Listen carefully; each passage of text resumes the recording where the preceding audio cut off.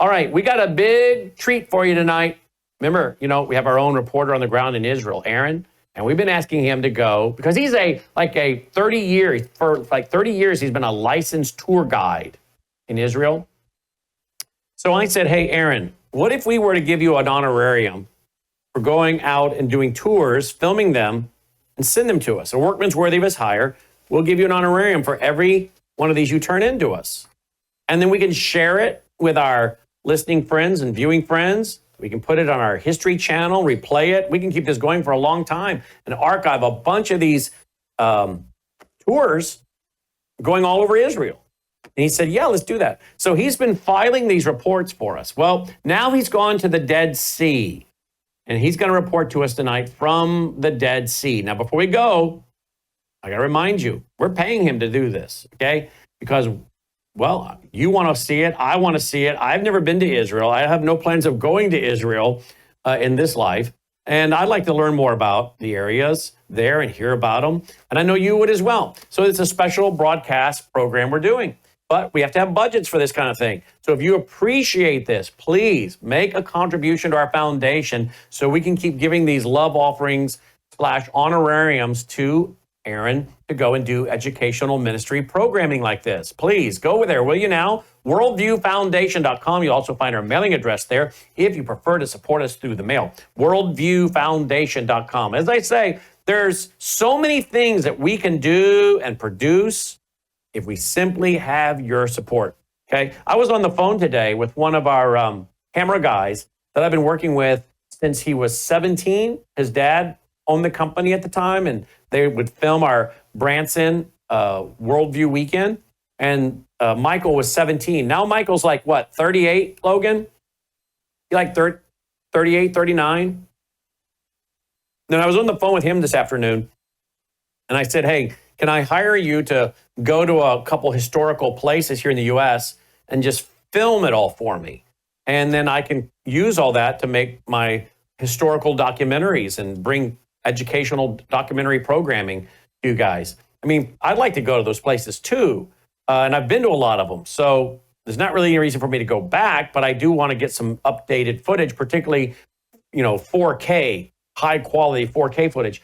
So I'm like, would you be willing to go to, and I rattled off these historical places here in the U.S. And he said, yeah, absolutely. And I said, then you give me all that footage and then I'll write my script. We bring in all the B-roll footage and all the other graphics and things that Logan does. In between my script and your camera footage and Logan's a great production, we can crank out all kinds of historical programs to share here as well as on our History Channel, right? You've enjoyed the documentary, I know, on Robert E. Lee, the documentary on the attempted assassination of Ronald Reagan. We have one coming on the Space Shuttle Discovery. We have one coming up on Ford's Theater and the assassination of Abraham Lincoln, including the house and the room in which he died in. We got all that filmed. We filmed all of that when we were in D.C. We have so many documentaries yet to release to you free of charge. So between Aharon and Michael and all things we can do, folks, we can produce a lot of quality, historical, educational, biblical worldview programming here. The thing we just have to have are the budgets. So please consider going now if you would. WorldviewFoundation.com, WorldviewFoundation.com. You make that commitment to us financially, we're going to keep making the commitment in time and production to bring you these very, very special and timeless programs that you can also share with your kids and your grandkids and your friends, right? So here we go. Brought to you by you through Worldview Foundation. Here we go. Aharon Levarko, our reporter on the ground in Israel and our personal tour guide, taking us to the Dead Sea. Well, shalom, everyone. Aharon Levarko speaking to you from Israel on behalf of Worldview Television and Radio. I'm standing here in the southern part of Israel. This is called the Judean Desert or the Judean Wilderness. This was part of where the tribe of Judah had her allotted territory. The two southern tribes were Judah and Simeon. The Judean Desert or the Judean Wilderness is a barren area filled with mountains and rocks, as you can see there. It's on a very, very hot day today. We're talking about 95 degrees or about 36, 37 Celsius. This Judean desert is part of a long, long rift valley. You can see down in the valley there, that's the Dead Sea. We're going to be talking about that in a minute. But that Dead Sea is part of the Syrian African Jordan Rift Valley.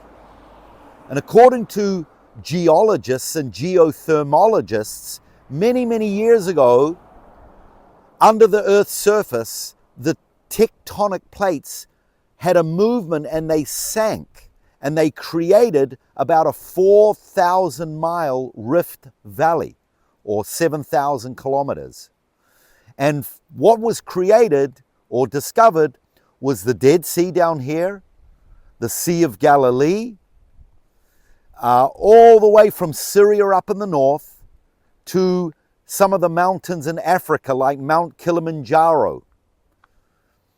And for geologists, this is like a gold mine because of the different rock formations, and certainly down at the Dead Sea as well. So this Rift Valley, which, as I say, is the longest rift valley in the world, and but also created here is the Judean desert. And we have a lot of history, especially in the Bible, in this Judean desert. We have the story of the Israelites coming through. Remember how the Israelites wandered for 40 years in the wilderness? That was a little bit further south, but they actually, when they came up on the other side there. Do you see the mountains behind me in the distance? They are the Jordanian mountains. They are the mountains of Moab. The mountains of Moab were given to a man called Moab, and he was one of the sons of Lot's wife. Remember the story of Sodom and Gomorrah. Now this area, this region, is believed to be the region also of Sodom and Gomorrah. In fact, we have archaeologists, the Rittmeyers especially, are continuing to do research and trying to find where the high levels of sulfur were. But basically, this general area here by the Dead Sea in the Judean desert is the area where it's believed Sodom and Gomorrah was. And remember the story where the Lord told Lot to flee, don't look back. Sadly, his wife, she looked back, she turned into a pillar of salt.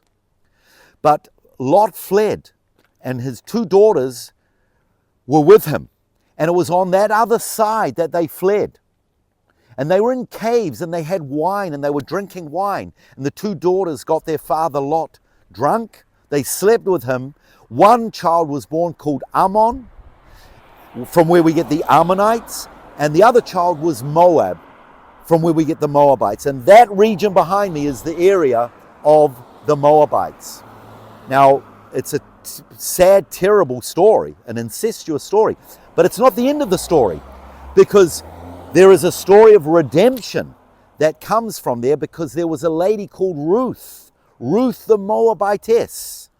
And she ends up following her Jewish mother-in-law, Naomi. She comes back to this side. She goes to a place called Bethlehem. And remember the story, she ends up gleaning in the fields of a man called Boaz. And Boaz became the kinsman redeemer. He redeemed her, and they had a child called Obed. And Obed and his wife had a child called Jesse. And Jesse and his wife had a child called David. And it was promised to David that from his seed would come the Mashiach, the Messiah, the Christ, the Anointed One. So that beautiful story that started out of disobedience out of sin and incestuous, ends up being a story of redemption because of that wonderful man Boaz. You know what they say about Boaz before he met Ruth? You know what kind of a man he was? They say he was a very ruthless man. And it's true, he was. But he cast his eye on this Moabitess. And from that, we have the Messiah. And interestingly, if you look at the genealogies of Yeshua, Jesus, you will see Ruth mentioned in his genealogy. So that gives us hope. No matter what our ancestral genealogical past may be, no matter how dark it may be, God, our kinsman redeemer, through the person of Yeshua, can bring redemption. And so this area, Sodom, Gomorrah, the Judean desert, gives us a message of hope, and a hope for all the nations, whether you're Jew or whether you're Gentile. Hey everyone, welcome back. This is Aharon Levarko once again, and I'm now down in what I was talking about earlier before, in the area called the Syrian-African Rift Valley, and I'm actually standing at the lowest place on the face of the planet Earth. I'm at the Dead Sea, and the Dead Sea is believed to be the lowest place that is still inhabited relatively in the area. Not too far from here, by the way, is Jericho, which is believed to be the lowest city in the world. We're about 1,300 feet below sea level.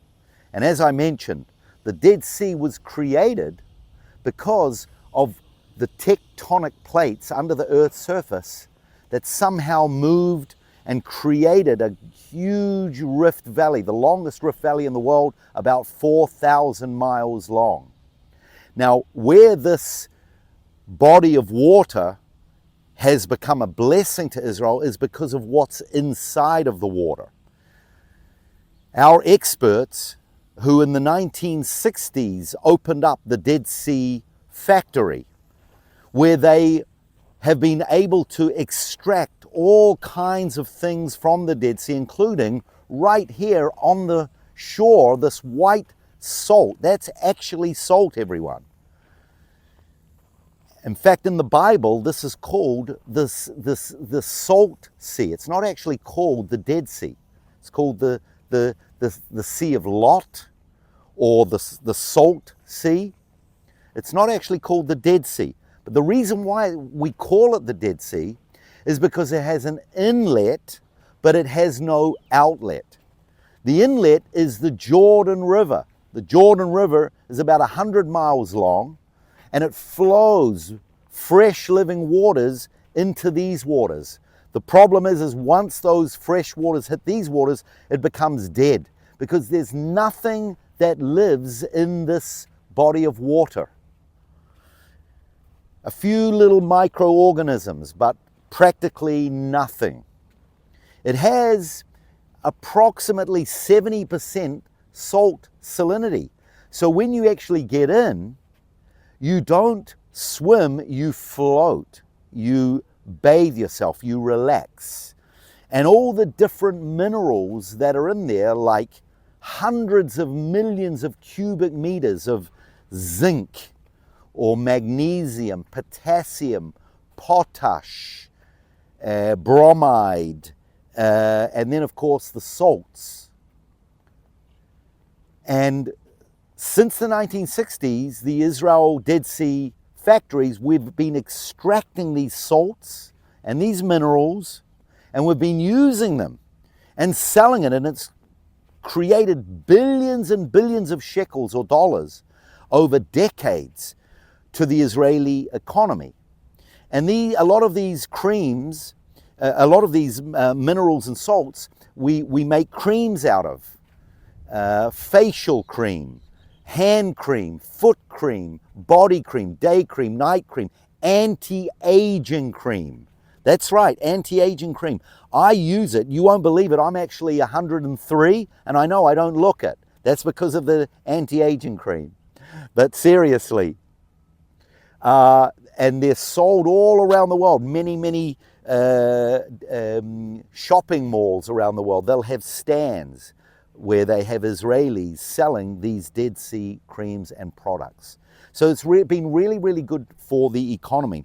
But the actual bathing or soaking in this Dead Sea, probably right from the days of the Israelites and the Moabites, I mentioned across on the other side behind me, those mountains, the Moabite mountains, probably people understood the health benefits of being in this body of water. In fact, up the road in Jericho, King Herod had a fortress, not a fortress, he had a palace.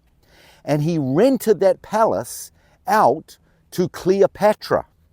And if you've ever seen the movie with Richard Burton and Elizabeth Taylor, you'll know why Elizabeth Taylor is so beautiful, probably because she came down from Jericho to the Dead Sea and she bathed in it. And a lot of people do all around the world. In fact, I remember one time there was a group from Sweden. I was in a restaurant down here and a group came in their Speedos and in their bikinis. And the people standing behind me, I asked them, where are you from? And it was clear, every one of them had massive skin issues.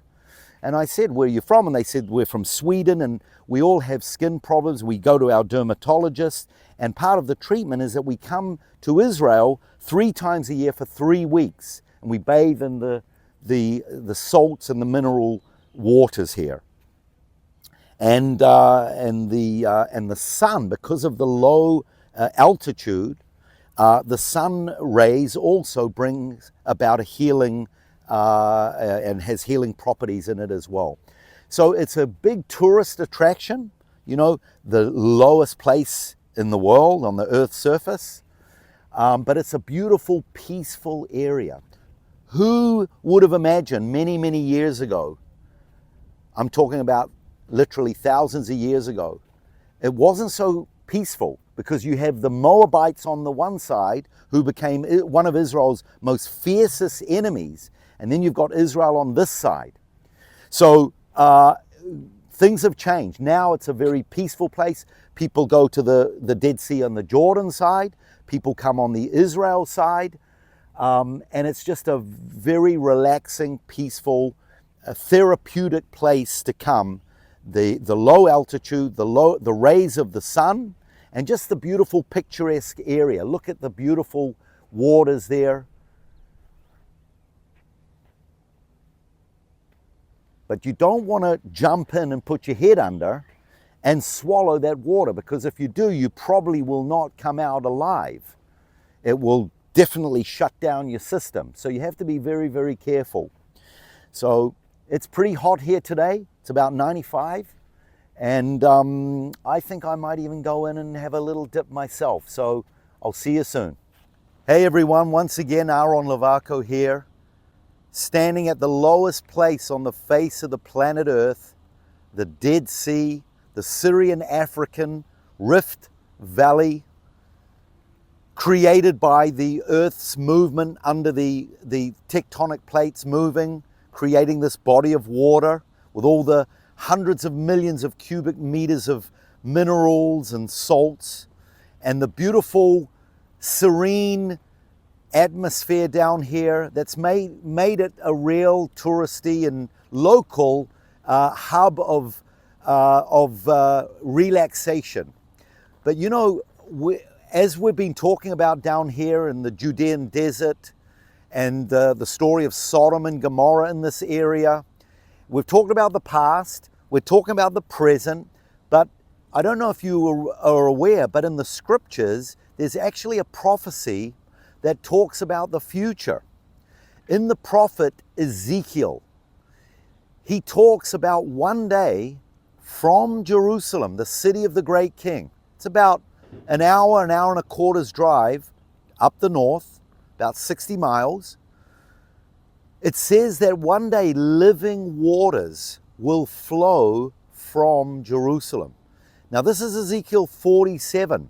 This is after chapters 37 and 38. Chapter 37, actually chapter 36 talks about the return of the Jewish people. God saying, I'm going to bring my people back home.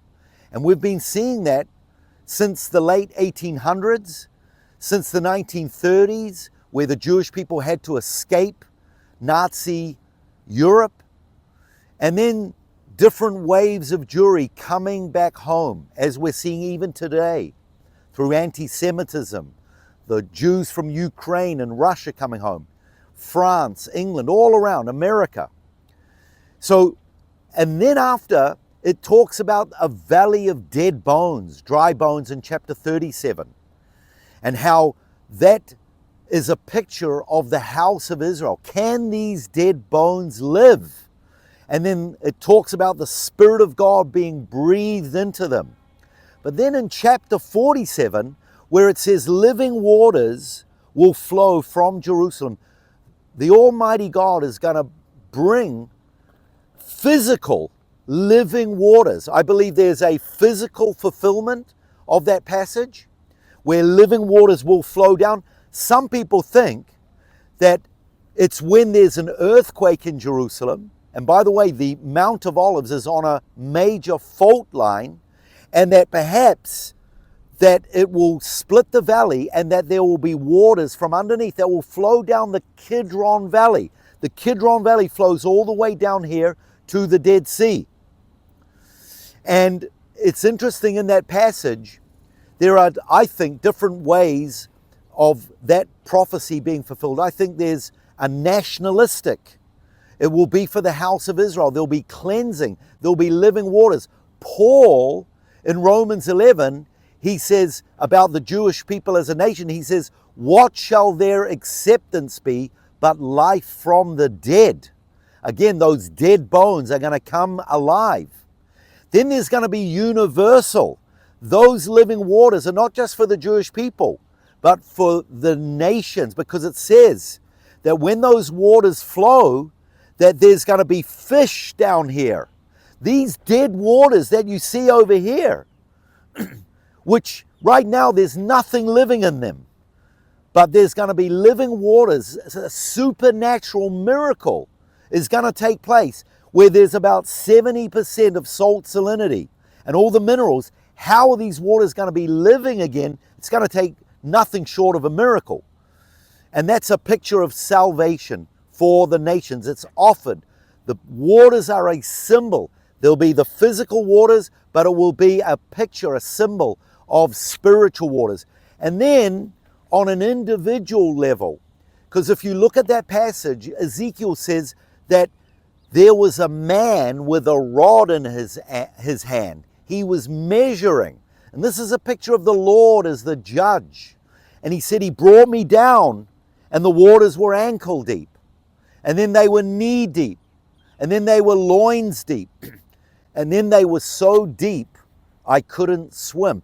But every level, Ezekiel says, then he brought me through. Then he brought me through. And that's a picture of our own salvation. The Lord opens up these living waters. He comes into our lives. Some of us, we've only let him fill us up to ankles deep. Some of us knees deep. Some of us loins deep. And some of us, we've allowed him to take full measure where the waters are so deep we can't even swim. And that's scary when we give our lives totally over to the Lord. May that be a challenge to us all, that no matter what we're going through, no matter what waters, no matter what level of sanctification that the Lord is taking us through, like Ezekiel says, then the Lord brought me through. So when those living waters came down, are going to come down here, the waters are going to be made whole, it says. There's going to be fish from En-Gedi. En-Gedi is about a half an hour north. And then it says there'll be trees with leaves for the healing of the nation. And that's a beautiful picture of what God can do in our lives, where He can bring those living waters and cleanse us from any deadness and turn our lives around and make us fruitful, make us vessels like Psalm 1. We can be like trees planted by living waters. And who are the living waters? Where do they come from? They come from Yeshua, our Lord, our Savior, Yeshua. So thank you for joining us once again on a tour of Israel from the Dead Sea, Israel. This is Aharon Levarko with Worldview Television and Radio. Shalom for now. Bye. Hello, I'm Brannon Howse. I want to thank you for all your support at WVWFoundation.com that helps make possible pushing out 24/7 content for free. Without your support, we'd have to put it all behind a paywall. But thanks to you and your support through our foundation, we're able to push it out for free as a broadcast service and broadcast ministry of WVW Foundation. Please consider going there and setting up an automatic monthly contribution, or go there and make an occasional contribution. If you prefer to support us through the mail, you'll find our mailing address there at WVWFoundation.com. You can also call and make your contribution over the phone by calling 901-825-0652. That's 901-825-0652. Again, all these details are available at WVWFoundation.com. Thank you for your support as we try to help people around the world understand the times through the lens of a Christian worldview.